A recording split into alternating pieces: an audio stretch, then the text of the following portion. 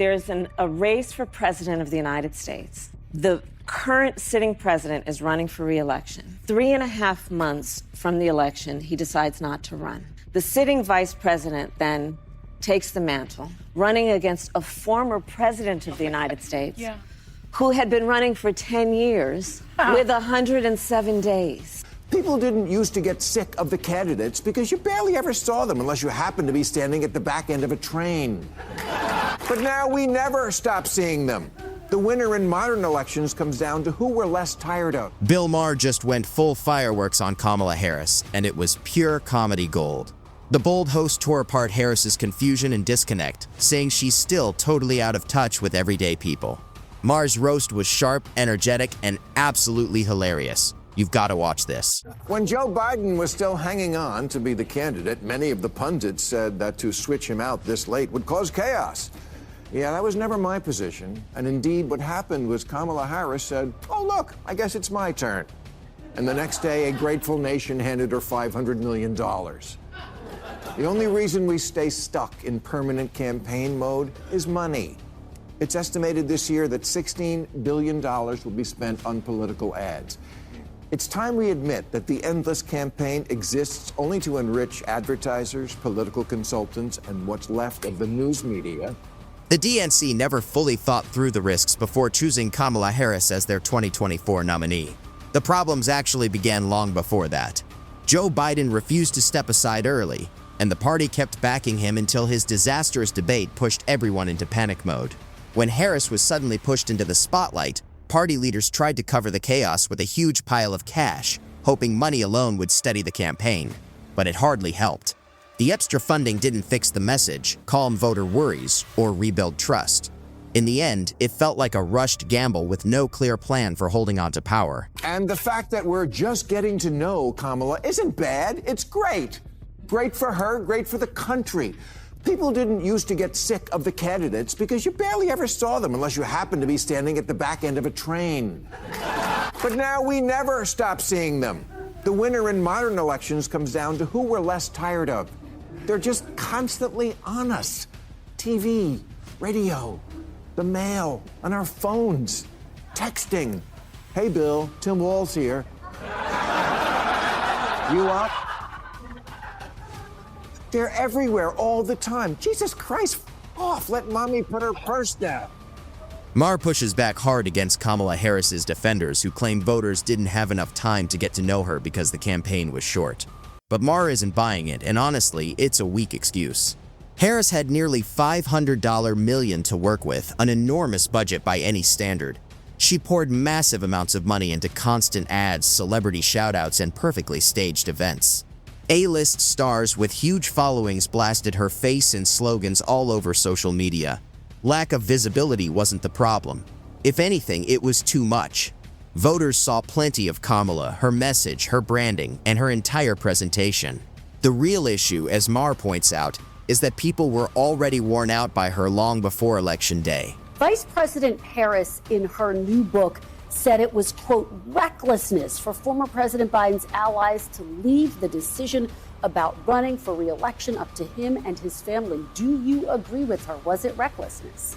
Look, I wasn't there, Kristen, on this, and I think the president, again, got us through COVID, ushered us through, brought the economy back from the edge. I think there's question about this, and I want to be very clear. On me talking about the MRI, ageism is a real thing. Ableism is a real thing that we need to be careful of with people, and I think Donald Trump made a cottage industry out of attacking Joe Biden's competency, and it seemed like that got reported a lot. Here we go with the dodging again. The question was straightforward, yet Tim Walz bent around it like he was performing in a political talent show. Kamala Harris had already made her stance clear. She blamed Joe Biden's inner circle for letting the decision to stay in the race fall entirely on Biden and, basically, his family. In her view, they should have stepped in earlier, taken responsibility, and saved the party from the chaos that followed. In short, Harris sees Biden's hesitation and slow decision-making as a key reason for her loss. But instead of addressing that directly, Tim Walz shifts the blame to Donald Trump, as if Trump somehow engineered the Democrats' internal meltdown. It's a textbook case of deflection, and an easy way to avoid admitting the dysfunction came from inside their own camp. Now, whether that decision should have been made sooner, history will determine that. What I do know is that going forward, we need somebody in office who's actually going to tackle the things Americans need, whether it's about costs or whether it's about our national security needs and honoring those with our allies. And I think maybe there's a lesson to be learned from what happened with President Biden. If that's the case, it should certainly be applied right now to this president who is putting Americans at risk, is reckless, and is not doing what he's asked to do. And here we are again with the predictable obsession with Trump. For some reason, these commentators just can't leave him out of the discussion, even when he has nothing to do with it. But did you catch the quiet slip in Tim Walz's comments? While taking his usual swipe at Trump, he also subtly threw Joe Biden under the bus. When Walz said there was a lesson to be learned from Biden, it wasn't a compliment. It was a hint that Biden mishandled the transition and should have stepped aside much earlier. It's an indirect way of repeating the growing Democratic criticism that Biden's delay and slow decision-making helped sink the party.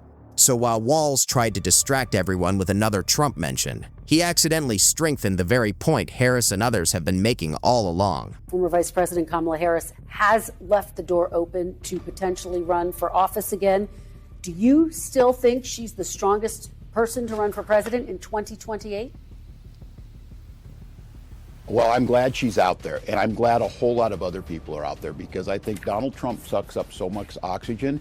We need to have the Democratic Party out on the field, the broad, inclusive Democratic Party, talking about making life more affordable, talking about protecting freedoms, and I think Kamala Harris does a wonderful job with that. If she chooses to run, that betters all of us. We will have the process. We'll go through. I'm sure there'll be a lot of folks throw their hat into the ring, but that's good, and we need to make sure that we're providing the alternative that America's asking for. Now, it's pretty clear why Kamala Harris chose Tim Walz as her running mate. Just like her, he's great at dodging direct questions, treating honesty like it's something dangerous. When he was asked a simple yes or no question about whether Harris would be a strong candidate in 2028, he couldn't give a straight answer. And that hesitation speaks volumes. It points to one of two things. Either he doubts Harris's chances in the future, or he's leaving room for the next big Democrat to step in. I'm leaning toward the first. Harris's rough 2024 run already damaged her credibility, and quiet talk inside the Democratic Party suggested she'd be a weak option for 2028. Walz knows that too. His dodge wasn't just caution, it was a subtle signal that the party is already moving on from Harris, even if no one wants to say it out loud. And I think she had a message last year that I'm proud of. I think, did it break through enough? Obviously not, but it's still a message that works, making sure that America is affordable for all, people feel included, and we tackle the toughest problem. That's exactly Maher's point. Most Americans just couldn't connect with Kamala Harris because her message never felt real or relevant to their daily lives. It wasn't for lack of opportunity. She had plenty of interviews, rallies, televised speeches, and national moments where everyone was watching. Yet, instead of offering clear, grounded arguments, Harris often slipped into long stretches of confusing word salad and baffling logic. Viewers didn't walk away inspired. They walked away trying to figure out what she even meant. Maher's critique hits deeper than jokes. Communication isn't just talking, it's making people feel understood. Harris often came across as distant, scripted, or stuck in loops of vague rhetoric that aimed for death but landed empty. Many Americans simply gave up trying to follow her. And when a politician's message becomes a puzzle, voters move on.